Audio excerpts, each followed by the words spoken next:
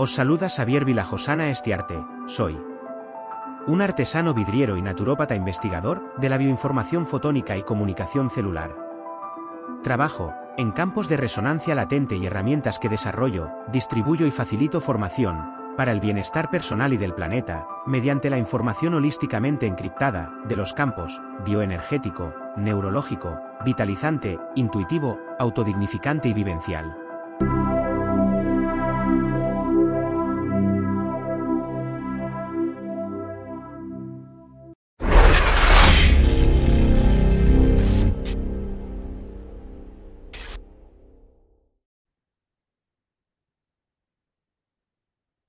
Saludos, ¿qué tal amigos y amigas? Bienvenidos a Sapiens.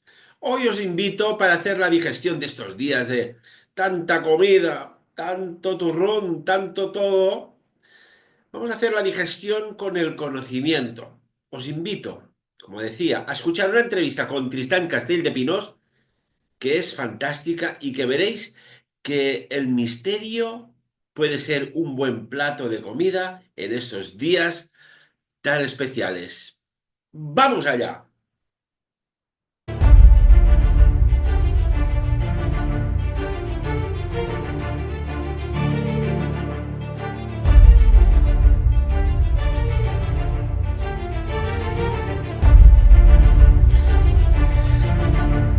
Salutacions, saludos, benvinguts, bienvenidos al Sapiens. Vamos descubriendo el pasado, ¿eh? Es curioso, ¿eh? Solo nos ha llegado aquellas cosas más superfluas. Pero, ¿se nos ha explicado lo realmente importante? O al menos que nos pueda ser de alguna utilidad aquí en el presente, ¿o no? Menuda pregunta que creo que la persona más adecuada para responderla es el profesor Tristán Castell de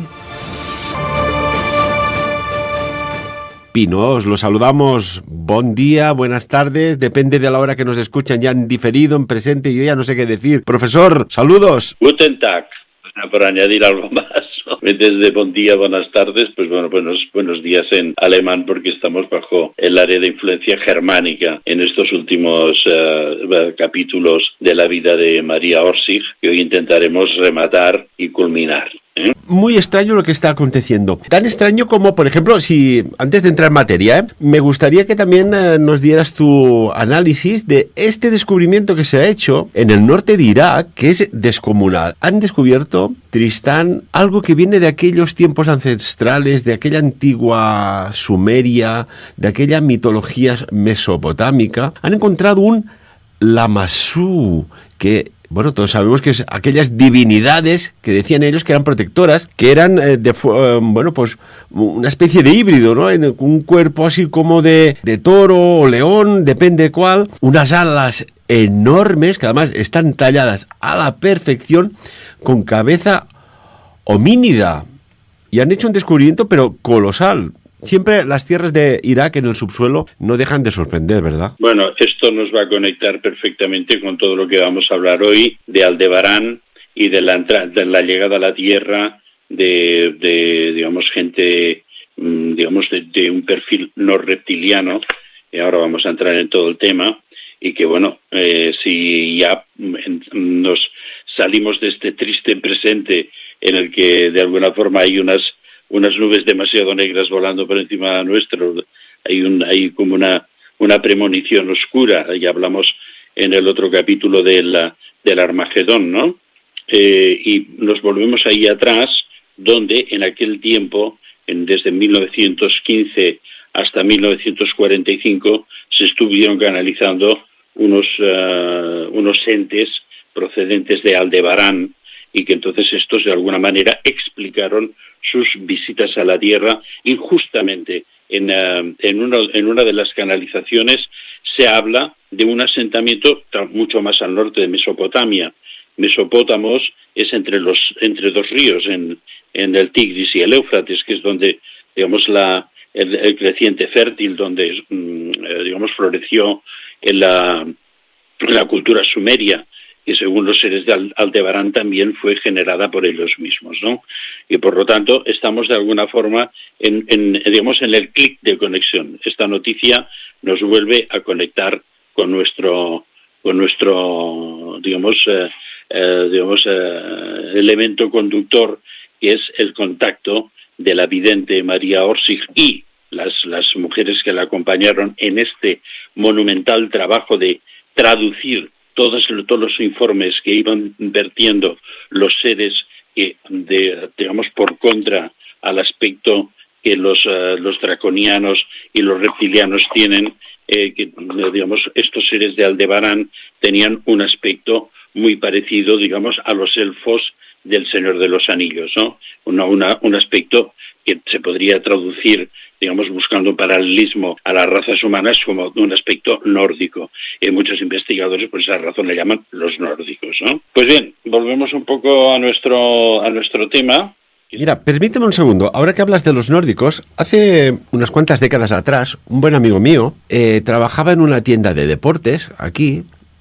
Bueno, pues lo típico, ¿no? Que si esquís, que si las botas, tal. Y de repente le entraron en la tienda dos personas extremadamente altas, muy por encima de la media normal, con cabellos muy rubios tirando a blanquecinos, una tez blanca, casi como si fuera de porcelana, y dice que toda la tienda cuando entraron era un hombre y una mujer, o una pareja, o un masculino y un femenino. Se quedaron mudos.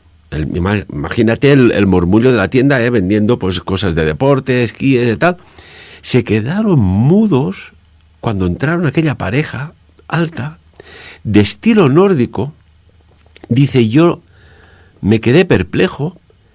Entraron, miraron, y cuando salieron, dijo, voy a ver dónde van, ¿sabes? Y nada, a los pocos segundos de salir esos nórdicos, me explicó, dice, oye, Ferran, no estaban ni en la avenida Meritxell para arriba, ni en la avenida Meritxell para abajo. Desaparecieron. ¿Podría ser que sí que hay esta raza? Claro.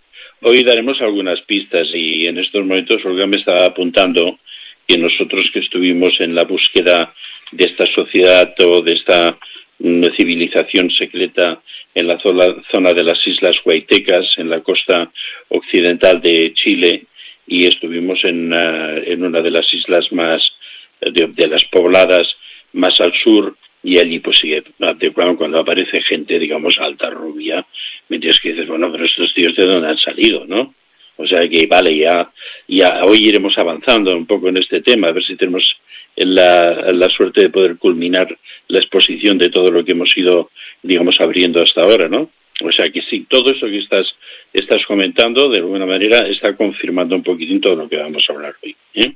Hablas de estos nórdicos, porque aparte, digamos, estas razas, de alguna forma, tienen, digamos, hoy también vamos a hablar de esto, con el tema de María Orsic, hablaremos de la clonificación, el avance de las ciencias genéticas, la capacidad de metamorfosear a través de la activación de digamos, de las partes del ADN, que nosotros lo vemos como un ADN basura y que durante muchos años se ha llamado así, porque no se sabía realmente para qué servía todo eso, pero eso, digamos, es algo que se puede metamorfosear, es decir, se puede cambiar, se puede de alguna forma sutilizar y se puede de alguna forma, digamos, densificar, ¿eh? Bueno, y una cuestión, cuando se nos dijo, no, esto es ADN basura, que no sirve para nada, fíjate que bien calcularon la palabra. Basura, pestilencia, no sirve, fuera de casa, en el cubo, en el contenedor. Oiga, ¿y si resulta que era tan basura que no interesaba decir a la humanidad qué habían encontrado? Le ponemos una palabra de estas peyorativa y seguimos investigando sobre este, bueno, potentísimo hallazgo genético.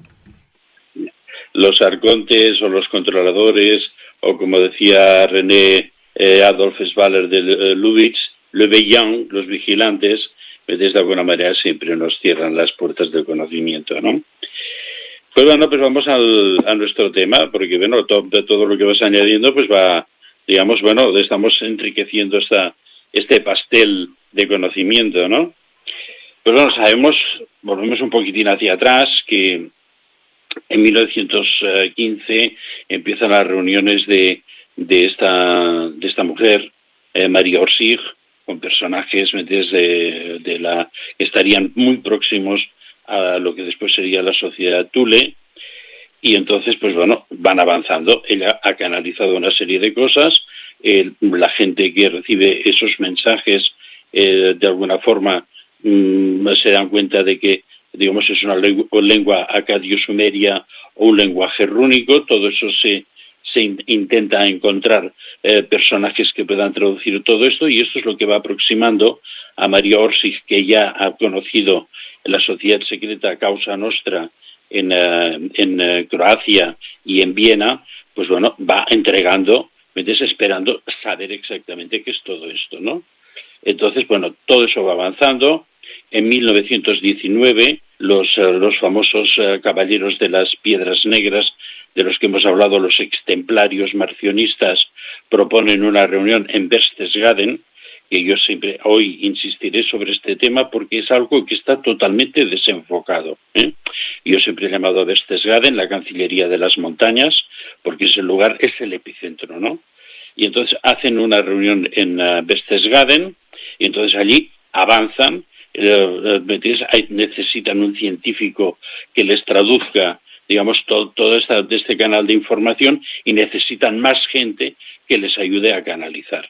Y entonces buscarán, en München habrá justamente un grupo de mujeres que también, de una forma, no casual, son dotadas de una capacidad de evidencia, y que además comparten los criterios de María Orsic, y entonces se reunirán y serán el equipo canalizador que va a traducir la abundantísima información técnica que va a ser vertida en esta zona de Europa en aquellos momentos que anteceden a la catástrofe de la Segunda Guerra Mundial, que sigue siendo la catástrofe en la que vivimos ahora, ¿no?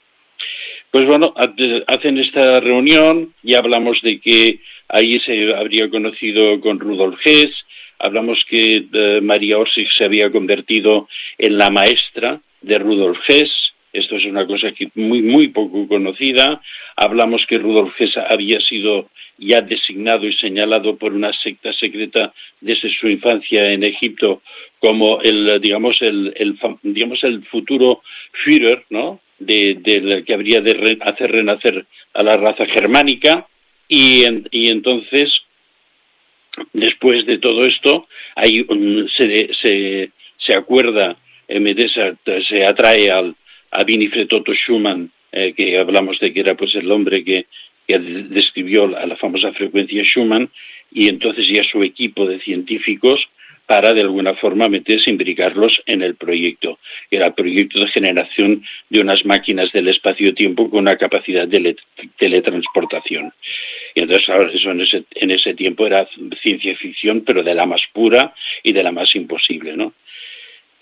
Hay un momento en el cual todo eso se frena de una forma radical. Ya en 1922 ya intentan los científicos empezar a traducir materialmente las instrucciones que van recibiendo de una forma muy paulatina, pero todo eso se para bruscamente cuando en 1923, por ahí ya lo explicamos en el anterior capítulo, ocurre el levantamiento contra el gobierno socialista de Baviera, y Adolf Hitler y Rudolf Hess son enviados a la prisión de Landsberg hasta 1925. Entonces, pues hasta 1925, los que tenían que empujar todo este proceso están metidos en la cárcel, aunque reciben visitas de Karl Haushofer y de Dietrich Eckart. Pues bueno, ahí están escribiendo el famoso libro autobiográfico y de exposición teórica de Adolf Hitler, que se llamó Mein Kampf, ¿no? Pero en 1925, en el momento que salen, pues bueno, entonces ya es el start-on, ¿no?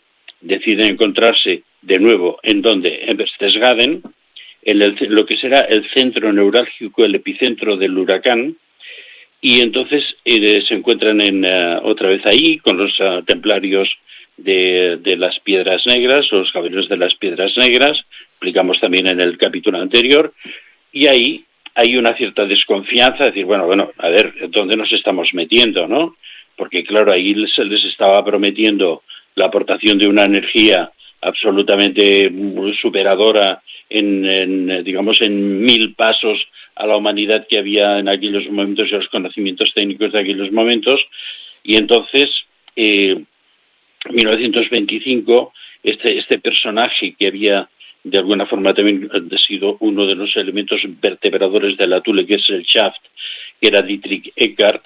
Él había vivido sus últimos años en Berchtesgaden también, fue a vivir allí, porque reconoció que este era el epicentro del mundo que iba a venir, y murió en 1924.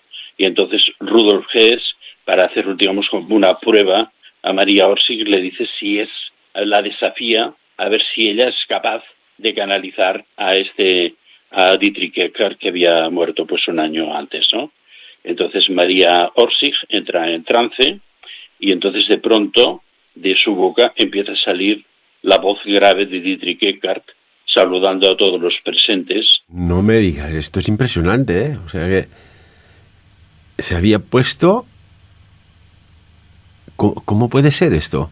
¿Que haya entrado la voz o que se transmita como si fuera un receptor emisor de radio, las cuerdas vocálicas, o es que entra el espíritu del fallecido? El espíritu, y entonces cambia, digamos, el registro de la voz, y incluso hay mucha gente que, digamos, bueno, los que hemos tenido algunas experiencias en el mundo del espiritismo y todo eso, pues bueno, hay momentos en los cuales sí que se ve perfectamente cómo va cambiando la morfología del rostro. Es muy fuerte todo esto, ¿no? Pero en el caso de María Orsic esto está, digamos, recogido por muchos investigadores, ¿no?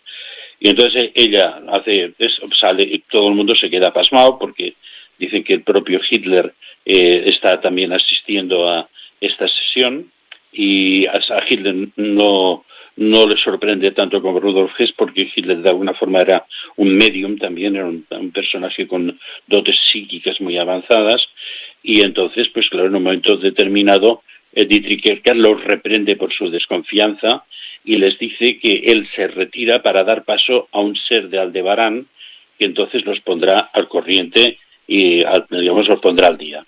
Entonces se cambia, entonces el registro de la voz, y María Orsic empieza a hablar en una lengua desconocida, y entonces hace gestos para que le den algo para escribir, y entonces empieza a escribir en lengua sumerio-acadia todo lo que le está diciendo todo este hombre.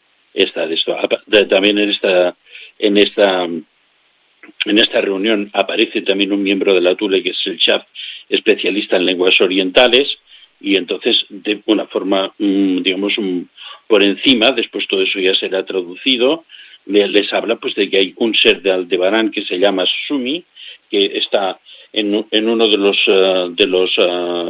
los planetas del sistema solar de Aldebarán, que se llama Astari, y les explica cómo los, digamos, aldebaranos, los vamos a llamar así para evitar decirlo de los nórdicos, han venido a la Tierra desde 500 millones antes. Hablamos del hallazgo aquel de la huella del trilobites de nuestra era, y aquí quiero hacer una pequeña pausa para pedir disculpas a nuestros oyentes, porque yo algunas veces meto la pata, porque con que, digamos, hablo de una forma totalmente coloquial, no leo nada, entonces a veces meto la pata. Y en un momento determinado dije que Aldebarán estaba a 600 millones de años luz de la Tierra, cuando está a 68 años. Bueno, no te preocupes, profesor. Un año luz para arriba, uno para abajo. No creo que cambie nada en la cronología terrestre. Que, por cierto, una vez más nos marcan otro gol, cambiando la hora, en tanto cuando tiene unas repercusiones a nivel, sobre todo, los más pequeños. Esa falta de luz, esa 60 minutos más de luz por las tardes, que es impresionante. Pero seguimos, sí, no pasa nada. Años luz corregidos. Corregidos, y que en un momento determinado dije que el Mesozoico estaba a 200 años de nuestra era, cuando está a 200 millones de años de nuestra era. Lo digo por respeto a nuestros amigos que nos siguen y que desde aquí saludo muy afectuosamente, ¿no? Y entonces, pues bueno, pues aquí encontramos esta situación y se recibe esta información, todo el mundo se queda absolutamente paté. Y aquí quería hacer un pequeño un pequeño apartado sobre el tema de Berchtesgaden y Obersalzberg, ¿no? Es donde se va a construir la futura casa de Hitler, que se llamará el Berghof, ¿no? Entonces, es una tierra tan especial, y yo todas las veces que he ido, me coge como unos grados de fiebre. Y una vez, de una forma muy violenta, ¿me entiendes? O sea, fue llegar y ¡pum! ¿Sabes? O sea, subirme la temperatura. Realmente hay algo. Hay otra cosa que me llamó mucho la atención y no he tenido tiempo de investigar, pero me gustaría proponerlo aquí, y es que en Berchtesgaden, en el pueblecito, es un pueblecito que sube por una montaña, el típico pueblo de los Alpes, ¿no? En la parte, digamos, superior, que yo lo puedo ver perfectamente desde abajo, hay una casa en cuyo frontispicio hay un gran triángulo con un ojo, que es el famoso símbolo de los Illuminati. Y ese triángulo con un ojo, ¿hacia dónde mira? Si miro en la misma dirección, veo que está mirando a un pitón de roca, que es donde está el famoso Eagle's Nest, ¿no? El nido del águila, esa casa que está encima de la montaña que construyó Bormann para Hitler y que, bueno, en alemán se llama Kechelstein, ¿no? La piedra puntiaguda. Mira hacia allí y entonces me doy cuenta de que ahí ha de haber un misterio que yo todavía creo que esa fue la casa en la que vivió Dietrich Eckart, ¿no? Y entonces siempre repienso un poco, ¿no? Toda esta zona que tiene una vibración tan fuerte entre Salzburg y Obersalzberg, que son las montañas de sal, que tiene un misterio alquímico. También lo hay aquí en Cataluña, ¿no? Suria, Cardona, Solzone, que parece alemán. Entonces también son estas vías, tienen pero esto algún día quizás podamos hablar de todo esto, ¿no? Pero hay otra cosa que me llama también mucho la atención, y es que realmente el Kechelstein, la montaña esta donde está la casita que todavía se mantiene, la de arriba de la montaña, no fue destruida en la guerra, mira hacia la montaña del Untersberg, donde una de las digamos, leyendas o, digamos, uno de los misterios del Untersberg es que de cuando en cuando se ven salir unos tíos perfectamente vestidos de la montaña, altos, rubios, puros, y que de pronto desaparecen, lo que tú estabas hablando de ahí a Andorra. Y hay otra cosa mucho más curiosa. La montaña del Untersberg, que está ahí delante, que es una montaña calcárea como la del país cátaro, los castillos cátaros están todos asentados sobre montañas de origen calcáreo. Entonces, el 1 de septiembre de 1939, en el momento en que se declara la guerra a Polonia, por la noche se crea una aurora boreal vista por todos los habitantes, nunca más se ha repetido, sobre la montaña del Untersberg. Y es más, al lado de la montaña del Untersberg hay otra montaña conectada que se acerca, digamos, se llama Kufstein, que es donde se dice que Otto Rahn se suicidó, que también es otro de los personajes misteriosos. O sea, todo está muy entreligado, ¿no? Pues bueno, a partir de aquí se van haciendo pequeños ensayos en 1924, donde se adelanta muchísimo, en el 25, 26, 27, pero mientras tanto, en la Thule Gesellschaft se está canalizando y hay, según este libro que os comenté, se llama La historia secreta de la Thule Gesellschaft, hay algo importantísimo. El único objetivo de la Thule Gesellschaft era que los Vidyas, ¿quiénes son los Vidyas? Aquellos que tienen un don, una manifestación de la sangre especial. Por ejemplo, me dices, a ver, ¿esto qué es? Bueno, dejo aquí de pasada, nos parece suficientemente especial el grupo cero, que son donantes a todos, pero que no pueden recibir sangre de ningún otro, y RH negativo, que casi todos los vascos lo tienen, entre lo cual mi querida Olga, que es vascona, y que tiene el RH negativo y la sangre cero, ¿no? Y entonces que estos vidias, ¿no?, estos seres dotados de algo diferente, son los que son aceptados a la Tule-Gesellschaft. O sea, ahí no se puede llamar, pero oiga, escuche, ¿yo dónde puedo coger el carnet? No. Se buscaba gente especialmente dotada, con capacidades sanadoras, mediúmnicas, superintelectuales, etcétera, etcétera, etcétera, y sobre todo, si era posible, ¿me entiendes?, los videntes determinaban sí o no, ¿me entiendes?, su sangre, de alguna forma, podía estar sometida ¿a qué? A la captación del bril. Hay digamos, como una especie de lema de la Tule-Gesellschaft que dice: nada espiritual tiene existencia fuera del bril. Y entonces esta gente con estas capacidades sanadoras o especiales, digamos, nosotros hemos hablado mucho de exorcistas, estigmatizados, y tú estás muy vinculado con el mundo de la sanación, por lo tanto entiendes esto cómo funciona, ¿no?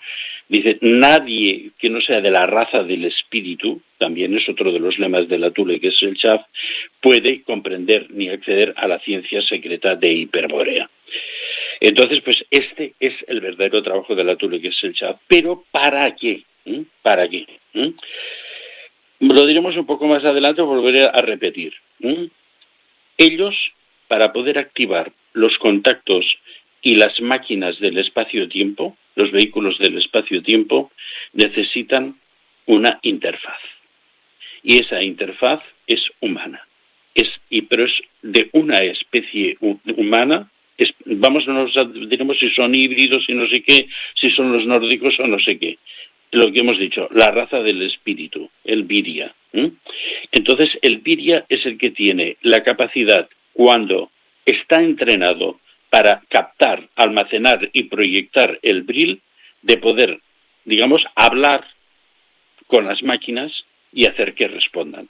Por eso el grave problema que fue, obviamente ya sabes, tú que eres un especialista también en la Segunda Guerra Mundial, que los espionajes ahí pues iban pues a toda pasta, ¿no? Y que entonces, pues claro, los americanos desde 1942 ya estaban sabiendo que los alemanes estaban trabajando con energías absolutamente desconocidas e intentaban recabar toda la información, y por más que recababan y por más que intentaban, no conseguían nada porque no tenían la interfaz.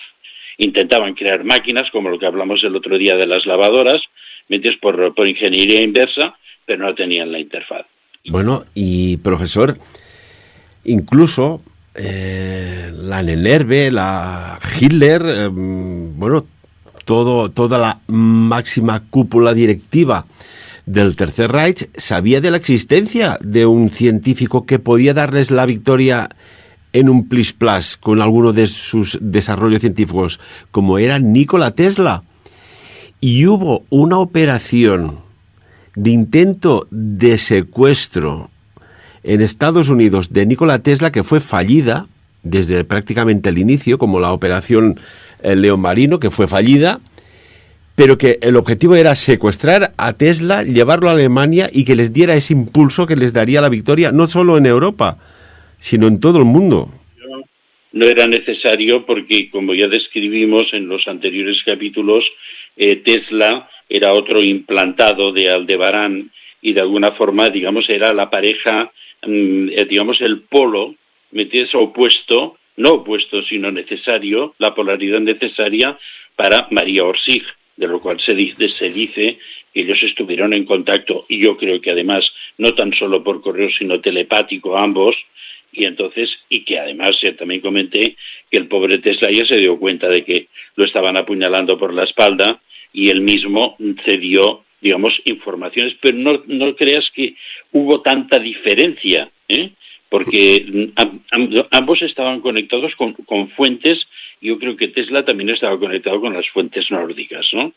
Pero que fueron insertados, porque, a ver, Estados Unidos, la historia de antes, entre las dos guerras de Estados Unidos, yo creo que hay mucha cosa escrita, pero sabemos que en Estados Unidos se creó, o al menos se difundió, y también en Inglaterra, las primeras teorías eugenésicas y raciales. Es decir, que no fue una barbaridad que se inventó pues Adolf Hitler. No. Hay unos científicos norteamericanos y en el pueblo norteamericano había un gran rechazo, sobre todo para las razas, digamos, no, de origen europeo. Y que en aquellos momentos había muchísima más simpatía hacia este resurgimiento de la nueva Europa y que se quería importar a Estados Unidos, pero claro, ahí hemos de tener en cuenta que había pues lo que había. Porque ya se dice que Roosevelt tuvo contactos con los draconianos, que se dice que no, que los rechazó, que no sé qué, que no sé cuántos, pero creo que Estados Unidos también recibió algún tipo de ayuda, pero no en el mismo sentido ni de la misma calidad. Y tanto, mira, te voy a dar un dato ya que hablas de estos temas y de Estados Unidos. Rondaba el año 1890 y cerca de Nueva York, en una aldea costera, en Cold Spring Harbor, allí, ya en esa época, había un secreto laboratorio de investigación genética. ¿Qué dices? ¿Cómo puede ser? Que incluso poco después de que Charles Darwin publicara su teoría de evolución y selección, se empezó ya a trabajar sobre todo esto de la genética, a ver qué hay, qué tal, a saber lo que llegaron a descubrir. Pero también se hablaba de, ojo, lo que estás hablando tú, de eugenesia, de esterilización masivas. Oiga, pero ¿por qué? ¿Para qué? Sí, hemos de ver que en esta, guerra que hablamos también de cómo es arriba es abajo, que había, una pugna reptiliana nórdica en los planos sutiles y aquí, pues abajo, pues había pues lo que había, ¿no? Era un reflejo de todo eso, ¿no? Pero hay un detalle que es muy curioso, que no nos damos cuenta de que a veces las cosas tienen unos sentidos absolutamente, muy ligados. El presidente Franklin, Franklin quiere decir la línea francesa, de que además Benjamin Franklin fue aceptado en una de las logias de Toulouse y viajó a Toulouse para ser aceptado en esa logia. Entonces, Delanour, y después el siguiente apellido, que es el más conocido, Roosevelt, que es un apellido alemán. Roosevelt quiere decir la rosa en el mundo, era un Rosacruz, y además de origen alemán. Aquí, ya vemos que era un Judas, instalado, un traidor instalado en otra parte, ¿no? O sea que esto es un tema que algún día podemos ampliar un poco porque tiene su coña. Pero vamos un poquitín a nuestro asunto. Bueno, después de todo esto, y hemos hablado del verdadero sentido de la Thule-Gesellschaft, lo hago muy telegráfico, pero es que es vital, ¿no? Después de todo esto empezamos, de alguna manera, a recibir, vía María Orsic y las Brillerinnen, porque claro, dice, ¿para qué tantas mujeres, todas con los cabellos largos de no sé qué, que vivían juntas como si fuera un monasterio, que se habla de que incluso tenían experiencias, de sexualidad entre ellas? Entonces, bueno, me parece absolutamente como normal, ¿no? Pero que es que era tal cantidad la información que les llega, porque además de toda la tecnología de los viajes en el tiempo y de vehículos, de recorrido estratosférico, porque en un momento determinado los techos de ascenso de estos vehículos eran estratosféricos, e incluso se llega a decir que algunos Haunebus muy avanzados ya, orbitaron la Tierra en un momento determinado, ¿no? Pues claro, estas mujeres eran, las traductoras de todo esto, ¿no? Y las activadoras. Hasta un cierto punto pienso que a partir de que la Thule-Gesellschaft entró en clandestinidad, prácticamente entonces sí que podemos decir que María Orsic y sus Brillerinnen eran, el verdadero, espíritu de la Thule-Gesellschaft, ¿no? Pero, claro, todo esto tendría muchas dificultades económicas y de comprensión dentro del mundo científico, pero tenía que llegar en 1934 el ascenso al poder de Adolf Hitler, y entonces ahí es donde se iba a poner en marcha de una manera determinante la construcción de los vehículos, de los Rundflugzeug, que simplemente quiere decir los discos voladores, objetos voladores circulares, ¿no? Y que dentro de este Rundflugzeug pues entraron pues bueno todos los primeros ensayos Brill, que bueno que fueron digamos muy torpones, porque claro, se había de conseguir materiales, se habían de conseguir fuentes de energía, se había de cambiar todo, se partía totalmente de cero, y todas las primeras digamos los primeros intentos fueron absolutamente digamos torpones, y que de alguna forma produjeron, se dice que en los ensayos para digamos el tripulación de los objetos voladores murieron más de 20 pilotos, es decir que ahí digamos fue un servicio como un servicio de guerra, ¿no? El que hubo pues sus bajas, ¿no?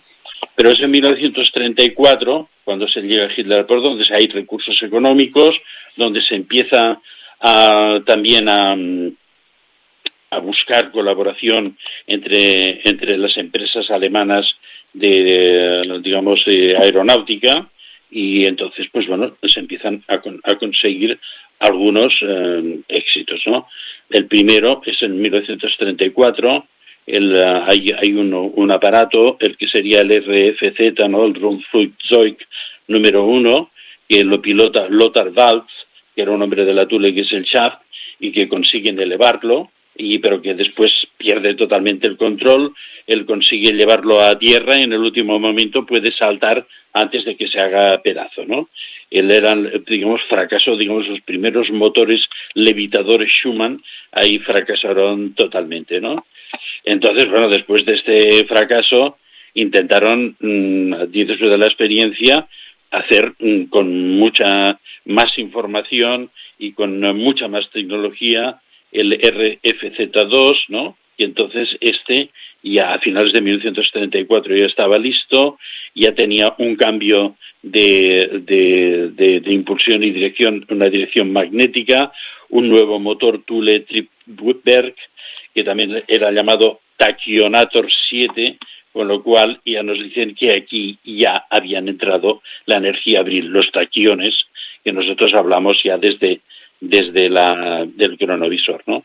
Esto fue fabricado en la fábrica Arado. Arado era una fábrica aeronáutica muy especializada en hidroaviones, por cierto, nada que ver, en Brandenburg, que se incorporó digamos, como una de las fábricas para, digamos, de alguna forma, un campo de experimentación muy importante, que después de la guerra fue totalmente destruido por los propios alemanes para que no se encontrara ningún vestigio de las tecnologías antigravitatorias, que todas fueron llevadas fuera de Alemania, ¿no? Entonces, bueno, ahí entró otra cosa, que es que realmente ellos estaban trabajando con lo que tenían, y claro, Aldebarán es como si ahora, nos llamaran digamos, de un metal extraterrestre que se llamara el Sirio 4, y nosotros no sabemos nada de Sirio 4. O sea, conocemos, bueno, ya sabemos que, por ejemplo, el iridio, del cual tengo un meteorito de iridio, es totalmente de origen extraterrestre, lo que hay en la Tierra, es meteorítico. Pero quiero decirte, en aquel momento había cosas que eran incomprensibles, ¿no? Ahí se avanza mucho, y yo también pregunto que entre todos los actores científicos que colaboraron en estos experimentos de vamos a llamar los UFOs del Tercer Reich, ¿no? Es muy raro que nunca se cite a Hans Horbiger, que era un ingeniero genial, y que además era el hombre que además hizo esa famosa teoría del hielo cósmico, ¿no? Y del Eisweltlehre, y entonces pues a mí me extraña muchísimo que Horbiger no participara para nada, sobre todo en estos primeros momentos, ¿no? Y que es uno de los temas que yo siempre pongo en interrogante, porque creo que aquí ha de haber una conexión. Bueno, ahí se avanzó porque tuvieron que crear un nuevo metal, que se llama Victalen. Yo imagino que es alguna reacción de aluminio y no sé qué más, pero desconozco exactamente la estructura del nuevo metal, y que este Victalen será el que permitirá, de alguna forma, soportar los cambios gravitatorios y, bueno, las aceleraciones hipersónicas y los techos estratosféricos, ¿no? Y entonces, bueno, aquí el Victalen se comporta, como todos hemos visto la película Contact, que hay un momento que cuando empieza realmente a funcionar la cápsula, se van difuminando los contornos y van cogiendo un tono irisado y se va difuminando y cambia de color. Pues exactamente es lo que pasaba ya en esta segunda experiencia perfeccionada. Era de una velocidad tan absolutamente brutal que era imposible utilizarlo, como ya hemos visto, y en otros casos, a pesar de que se le intentó dotar de cañones y ametralladoras MG-17 y cañones de calibre 300, que era imposible, porque además el campo gravitatorio, ¿me entiendes? Que antigravitatorio, quedaba, creando una envoltura, con lo cual la emisión al exterior de cualquier cosa proyectada era un fracaso, ¿no? O sea, ahí realmente se tuvo que avanzar creando armas, dicen ligeras, pero creo que se empezó a avanzar, con las armas hipersónicas o con los rayos Brill, que de alguna forma están documentados más adelante, ¿no? Y entonces, pues fueron siguiendo con estas historias, ¿no? Este RFZ2, que tenía unas velocidades tremendas, pues lo utilizaron, o sea, con que no tenía capacidad de ataque ni defensa, utilizaba como reconocimiento, porque podía irse pues a lugares donde ningún avión tenía rango de poder acercarse. Y a partir de 1943, cuando el almirante Karl Dönitz hace aquella famosa locución de que la marina, los submarinos del Tercer Reich, que veremos que todo esto está impulsado por María Orsic también, han encontrado un refugio invulnerable para el Führer y qué tal y qué cual, que fue en 1943, este objeto volante fue el que empezó a hacer los primeros viajes de aportación de personal y materiales a la Antártida. Y ahora aquí hacemos un breve paréntesis para entrar en el tema de la Antártida. ¿Por qué, me entiendes, prácticamente sobre ya el conflicto se envía un barco a la Antártida y por qué después, al cabo de un tiempo, el mariscal, mira que le estoy bautizando como mariscal, el almirante Dönitz, da este anuncio, porque es un anuncio absolutamente abierto en la prensa, ¿entiendes? ¿Por qué? María Orsic, en una de sus canalizaciones, los seres de Aldebarán les dicen que para comprobar todo lo que les han explicado vía canalización, hay un cofre, vamos a suponer un cofre hipertécnico, no un cofre de estos con bisagras de hierro y tal, en un punto de la Antártida, y en ese punto de la Antártida hay unos accesos a un paraíso interior. Y eso lo canaliza María. Entonces, para poderlo comprobar, en aquellos momentos la única forma de acercarse con capacidades, de exploración en un tiempo dilatado era con un barco. Y entonces modificaron un barco al que llamaron Neuschwabenland para que pudiera viajar por terrenos, antárticos, por hielos antárticos, y a la vez fue dotado de una plataforma para transportar hidroavión, que es lo que les permitiría después ir siguiendo la costa antártica hasta encontrar los accesos que después serían comunicados a los submarinos, que se acercarían y comprobarían, penetrando en el interior de los hielos, el espacio interior que después anunciaría el almirante Dönitz. El barco, que se llamó Neuschwabenland, viajó en 1939 prácticamente sobre la guerra a esa zona, encontró en el lugar indicado por María Orsic, encontró el cofre, que en sumerio fue llamado Ilat Litum, y entonces dentro de este cofre se encontraron una serie de planchas en un tipo de metal también totalmente desconocido, con escritura sumeria, donde estaba explicada la historia de la Tierra, la relación de los aldebaranos con la Tierra, y que esto confirmaba todo lo que había sido canalizado anteriormente, y además se daban informaciones para la creación de un aparato volador digamos, mucho más perfeccionado que lo que tenían entre manos, que sería lo que después se llamaría el Vril Odin, y que eso sería lo único que, aparte de hacer misiones digamos, hiper rápidas y estratosféricas, podía llegar a otros planetas, porque se les pedía que además crearan un aparato de supertransportación, que era el modelo Andrómeda, para poder llevar al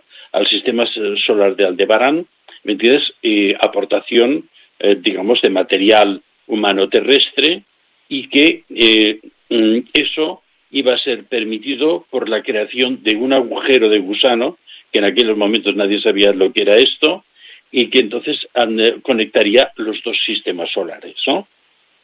Bueno, fantástico. El capitán Richter va allí a la Antártica, lo encuentra, y no solo esto, sino que encima hay el premio de, también dentro de toda esta información, de esta especie de cofre, digamos, hiper de ciencia ficción, mientras se encuentran las tecnologías para activación de los ADNs, para metamorfosear los cuerpos, la técnica de clonación y la creación de dobles, cosa que también tiene su parte, su capítulo importante en el final de la Segunda Guerra Mundial. Pues bueno, pues aquí es donde ya el tema coge una velocidad tremenda, y en 1941, pues bueno, siguiendo los modelos, los Jaunebus, pero en 1942 la Luftwaffe se da cuenta de la capacidad, digamos, militar que podría tener esto, y en un discurso público el mariscal, en este caso sí, el mariscal del aire Hermann Göring, advierte que la Luftwaffe no va a contratar ni va a dar recursos a ningún proyecto que sea de viajes interplanetarios, que ellos lo que les interesa son vehículos, digamos, armados, que tengan una capacidad, digamos, de disuasión para digamos, los ataques aéreos que ya empezaba a tener Alemania por las flotas de bombarderos aliados, ¿no? O sea que quería una tecnología aeronáutica a corto plazo y no a mediano o largo plazo, como que era esta de esta tecnología exótica de ingenios aeronáuticos que podía llevar de un punto, de un confín, por curvatura de agujero de gusano, o vete tú a saber qué. Quería algo rápido ya para la guerra, vaya. Sí, porque estaba... ahora hablaremos un poquitín de este momento, ¿no? Nos quedan 5 minutos, profesor. Bueno, vamos a tener que hacer un libro, un audiolibro al final de todo esto, ¿eh? Bueno, pues casi que te doy toda la razón, como siempre. Vamos a tener que hacer un audiolibro porque nos quedan cosas muy interesantes para hablar, ¿no? Que además aprovecho para decirte que el último programa que hiciste hablando de la Thule tiene una aceptación, un éxito en descargas, en escuchas directas, en la escucha directa de la radio, etcétera, etcétera, impresionante, ¿eh? Porque aportas, como siempre, información desconocida. Sí, espera, porque todavía no hemos hablado de la implosión y de Victor Schauberger, que es importantísimo también para todo este tramo final, ¿no?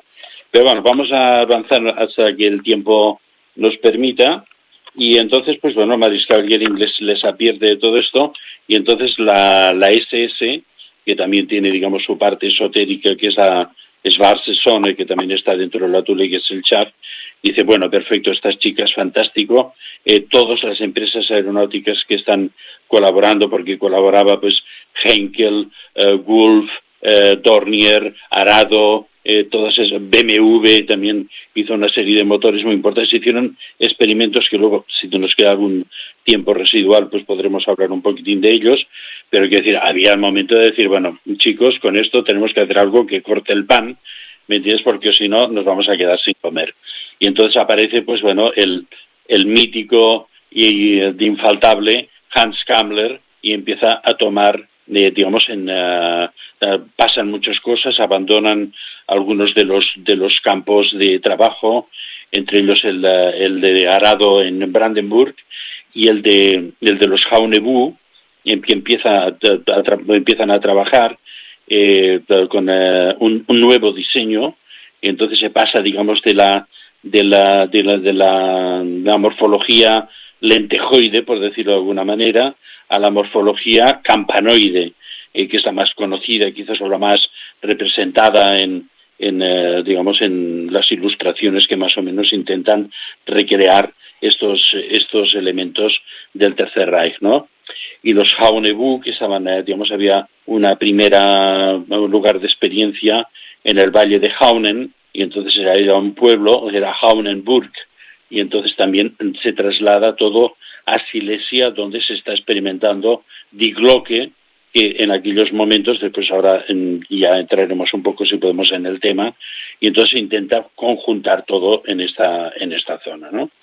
Entonces es cuando aparecen esta morfología, Haunebu 1, 2, 3, 4, 5, 6, 7, y el Brilodin finalmente también será, digamos, un Haunebu, digamos, ahí empiezan desde 20 metros de diámetro, 70 metros de diámetro, 120 metros de diámetro, van creciendo y creciendo en capacidades de teletransportación, ¿no? Pero bueno, entonces, ¿qué es lo que va a ocurrir aquí? Aquí va a haber, digamos, un momento, que ya os avancé, que en 1944 los Brill, digamos que estaban dotados con armas ligeras o con algún tipo de arma que no tenía ningún tipo de interferencia, digamos, con las velocidades hipersónicas, pero que los Brill se precipitan sobre una escuadra masiva de bombarderos que iban a bombardear unas fábricas de rodamientos, y probablemente ahí también se estaban haciendo muchas piezas para los elementos antigravitacionales, en Schweinfurt, es un pueblecito de la Alemania oriental, y entonces se acercan un escuadrón, 200 bombarderos norteamericanos y ingleses, y aparecen 15 Brill, y entonces derriban 150 bombarderos. O sea, este es el acto de guerra, digamos, más reconocido de esta primera, esto que pedía el mariscal Hermann Göring, que fueran, digamos, elementos resolutivos en combate, ¿no? Pero esto es en 1944, ¿no? Pero claro, ¿qué ha pasado mientras tanto? ¿Entiendes? Mientras las chicas Brillerinen siguen canalizando, siguen aportando los científicos, de todo. Hay que pensar que los aliados, cuando llegaron a ocupar Alemania, hay quien dice que se llevaron 3 millones de patentes. No sé si eso será verdad, a mí me parece una barbaridad, pero que se ve que, no sé, encontraron las oficinas de patentes y arrasaron todos en Estados Unidos, ¿no? Especialmente los americanos, ¿no? Los ingleses y los canadienses también mordieron un poco, con lo cual intentaron hacer después de la guerra un avión circular que se bautizó como Avro, y que, bueno, que en realidad era una copia de uno de los prototipos de última hora que se habían hecho en Alemania. Se hicieron montones, ¿no? Pero ¿qué pasa entonces, no? Estamos en 1943, el ejército alemán en el frente del Este ha pasado el invierno 1942 durísimo, durísimo. Hay que pensar que se creó solo una medalla para los que estuvieron allí. O sea, porque era un acto de guerra. O sea, haber podido, no se les puede dar la Cruz de Hierro, pero se creó una medalla que se llamaba el invierno en el Este, ¿no? La conocemos cuando estudiamos la Segunda Guerra Mundial. Tuve la ocasión de tener la medalla de invierno. Si quieres, un día hablamos de condecoraciones especiales y algunas con ciertas simbologías. Pero, profesor, el tiempo, el cronos, se nos ha desmaterializado en esta radio, en este programa de hoy, que seguiremos hablando, y tanto que sí. Bueno, tendremos que hacer un audiolibro, pero yo prometo que el próximo día lo acabamos, porque me gustaría mucho hablaros también de este momento clave, que es 1943. También 1943 es el año de la muerte de Nikola Tesla. Exacto. Pero hay muchísimas más cosas, y la creación del Cuarto Reich, y lo que pasa con María Orsic y sus clonificaciones. Impresionante, como siempre. Muchísimas gracias. Bueno, hay que volverse a escuchar, ¿eh? Mira que he estado pendiente, pero tus programas, igual que otros muchos interesantes, siempre después me los escucho con calma por la noche para entender hasta la profundidad de los contenidos. Profesor Tristán Castell de Pinós, como siempre, un placer. Un abrazo y nos vemos en el próximo programa. Y esta semana próxima nos damos campana los dos, ¿no? Bueno, relativamente. Amigos y amigas, como siempre, un temazo que nos ha aportado Tristán Castell de Pinós y hay que analizarlo. Y para analizarlo hay que sacar nuestras propias conclusiones.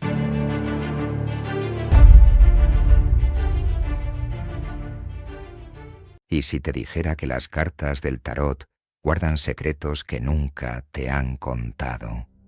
Que detrás de cada símbolo, de cada arcano, existe un universo de poder esperando ser descubierto. Bienvenidos al retiro curso taller de El Tarot Oculto, secretos jamás revelados con Ferran Prat de Sabiens. Un curso único en el mundo donde aprenderás los misterios energéticos de los arcanos mayores, la conexión con los supraarcanos, cómo el tarot conecta con las matemáticas sagradas, las civilizaciones perdidas y registros acásicos, rituales y técnicas para activar el verdadero poder de cada carta. Además, descubrirás por fin tus dones ocultos y aprenderás a manifestar eventos no sucedidos, conectándote con planos etéricos a través del tarot. Tu transformación y transmutación comienza aquí, apto para todos los públicos. Las plazas son limitadas. Inscríbete ahora a El Tarot Oculto, secretos jamás revelados con Ferran Prat de Sabiens. Información al WhatsApp +376 332 345.